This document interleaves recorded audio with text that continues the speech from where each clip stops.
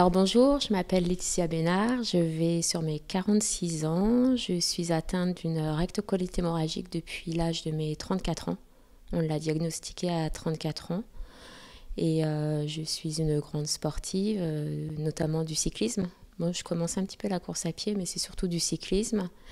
Et je suis maman de 4 enfants, de 20 ans, 16 ans, 15 ans et 9 ans.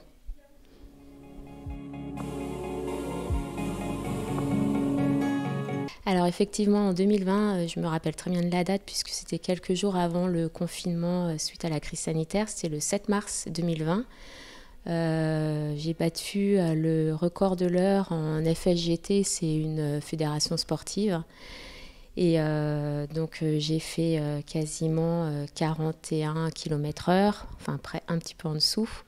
Mais ça a été un grand défi pour moi. Et puis voilà, atteinte d'une rectocolite hémorragique, on ne savait pas aussi en plus comment mon corps allait réagir suite à la pression et au stress d'un record de cette envergure.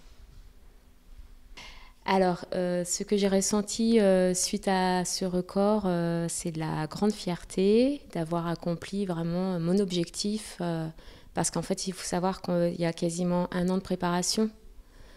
Donc, rien que déjà le stress de la crise sanitaire, parce qu'en plus je travaille en milieu hospitalier, donc je savais ce qui allait nous tomber dessus. On était à quelques jours du confinement. En plus, je pensais que j'allais peut-être pas pouvoir le faire, donc c'était une grande pression. Et d'ailleurs, 2 mois après mon record de l'heure, j'ai eu une énorme crise liée à ma RCH, et je pense que c'est tout ce stress qui m'a fait replonger dans la maladie.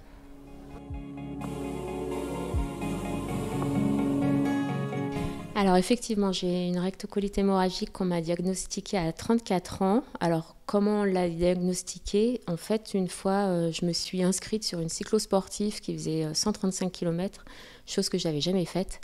J'ai été pliée en deux, mal au ventre, du début jusqu'à la fin. Je ne sais pas comment j'ai fait pour pédaler pendant 135 km. Et donc j'ai consulté et j'ai commencé à avoir du sang dans les selles juste avant qu'on commence une coloscopie. Et donc j'ai fait tous les examens et là on m'a dit que j'avais une RCH, donc je ne savais pas du tout ce que c'était. Et puis j'ai commencé à avoir du Pentasa, à être traitée. Et puis 2 mois après le début de mon premier traitement, j'ai eu une énorme crise. Donc là j'ai su vraiment ce que c'était qu'une RCH. Alors comment j'ai vécu ce diagnostic? En fait... Après, j'ai ma maman qui travaille en milieu hospitalier. Donc, alors, je ne lui ai même pas dit quand j'allais faire un examen pour ne pas l'inquiéter. Parce qu'on connaît toutes les mamans, comment elles réagissent. Mais je lui ai dit dès que j'ai eu le diagnostic. Après, j'ai été prise en main tout de suite. Donc, je ne me suis pas plus inquiétée que ça. Ce qui a été impressionnant, c'est vraiment ma grosse première crise où je me vidais de sang sans arrêt, plus de 20 fois par jour. Là, c'est quand même inquiétant. Mais après, voilà, on voit souvent son gastroentérologue et on adapte tous les traitements qui sont possibles.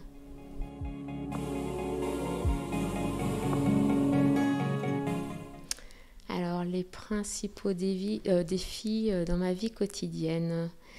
Je me suis jamais arrêtée. J'ai jamais eu posé un arrêt maladie suite à ma maladie. Par contre, mes collègues proches étaient au courant que j'avais cette maladie. Et donc quand je leur disais si vous me voyez partir aux toilettes et que vous me voyez pas d'ici 20 minutes, vous venez frapper voir si tout va bien quand même.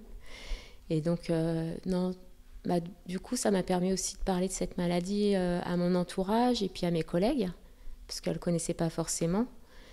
Et il faut que tout le monde soit informé, en fait, je pense. Et après, en tant que maman aussi, c'est pas évident, parce que quand ils me voient avoir mal au ventre ou rester longtemps aux toilettes, c'est pas évident non plus. Puis la fatigue, il faut pouvoir la gérer aussi, et surtout quand on fait du sport.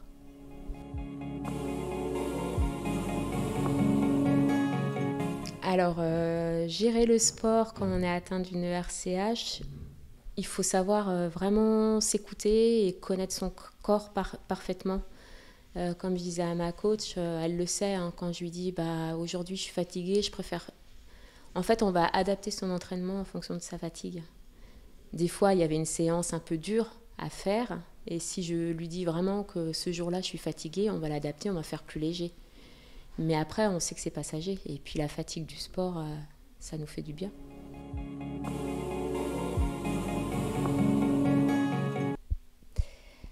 Alors oui, la maladie, ça a été un booster pour moi, et en fait, tout le monde dit que déjà d'une, ça se voit pas que je suis malade. Alors la Mickey, oui, c'est une maladie invisible.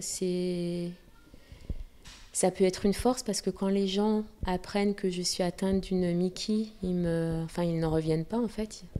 Pour eux, c'est un exploit de de travailler déjà à temps plein, qu'ils ne le voient pas que je suis malade. Et ça peut être une faiblesse aussi parce que des fois, les gens ne peuvent pas forcément comprendre pourquoi on n'est pas bien, on est fatigué. Surtout quand on a un tempérament un petit peu comme moi où je ne montre pas trop. Donc si un jour je suis fatiguée et que je n'ai pas l'habitude de le montrer, et les gens ne comprennent pas. Ah non, alors le fait d'être malade et sportive aussi, je pense que c'est un cumul des deux. Par exemple, ma gastro-entérologue, elle me disait les malades qui sont atteints comme vous, juste avant d'avoir les perfusions et tout ça pour gérer mes grosses crises, elle me disait en général ils sont en hospi là-haut. Moi, je vais travailler, je me suis jamais arrêtée. Non, non, c'est une force mentale énorme.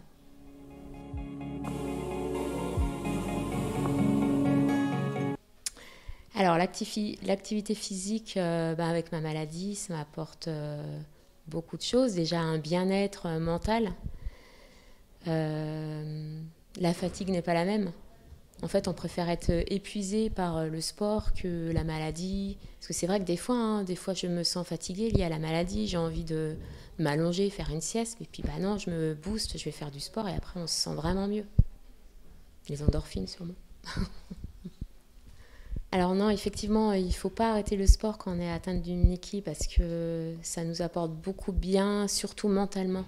Déjà d'une, on est fier parce que des fois, on est fatigué, on n'a pas envie de sortir. Et une fois qu'on rentre de l'entraînement, qu'est-ce qu'on est bien mentalement et puis on est fier aussi de nous, d'avoir fait une activité physique. Et puis je pense que c'est un cercle vicieux en fait. Plus on se sent mieux dans le sport et ça apporte beaucoup, je pense, à la maladie.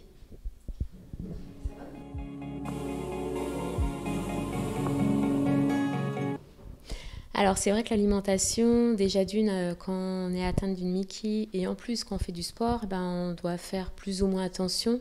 Moi après, ma maman était diététicienne, donc déjà d'une, je faisais déjà attention de base. Je n'aime pas tout ce qui est épicé, donc déjà d'une, ça m'arrange au niveau de ma maladie. En tant que sportive, c'est vrai que il faut pas mal de féculents, de protéines.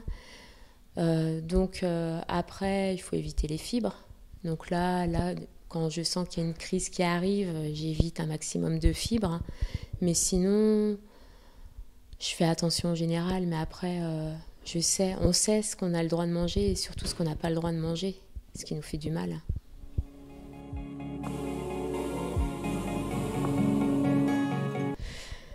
Alors, mes objectifs sportifs. Alors, bien sûr, si ma maladie me le permet, mais je vais tout faire pour. Je souhaite retenter un record de l'heure, mais pas cette année parce que là, c'est trop tard pour l'entraînement. Mais en 2025, oui, j'aimerais bien retenter un record de l'heure. Donc, déjà d'une, il faut que je stabilise avec ma gastroentérologue ma maladie. Et puis, que je puisse reprendre à fond les entraînements pendant au moins une bonne année. Pour être au top et en croisant les doigts qu'il n'y ait plus une autre crise sanitaire qui vienne nous perturber.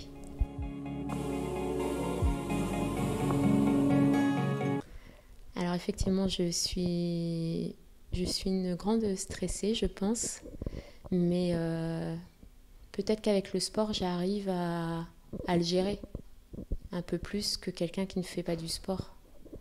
Alors après, On dit que les intestins est le deuxième cerveau du corps humain, je pense. Je pense qu'il prend tout ce stress et puis de toute façon, je le sais, hein, quand il m'arrive une grosse période de stress dans ma vie, 2 mois après, j'ai une grosse rechute.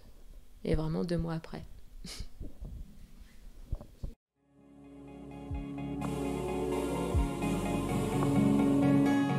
La pratique du sport, c'est pas la même fatigue que la fatigue liée à la maladie. Et effectivement, donc du coup, cette fatigue-là, on dort mieux après. C'est la fatigue sportive, la fatigue physique. Et c'est pour ça que je pense que c'est important de pratiquer du sport.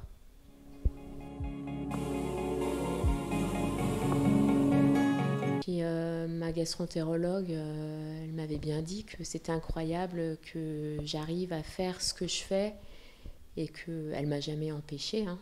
Elle m'a dit tant que je peux, tant mieux. Et elle m'a dit que je pourrais être un exemple pour ces malades.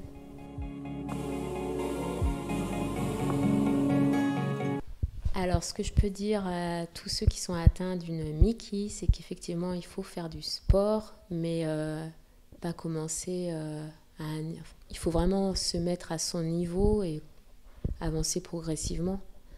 Après, quel sport, je sais pas, il peut y avoir plein de sports différents. Déjà, rien que la marche.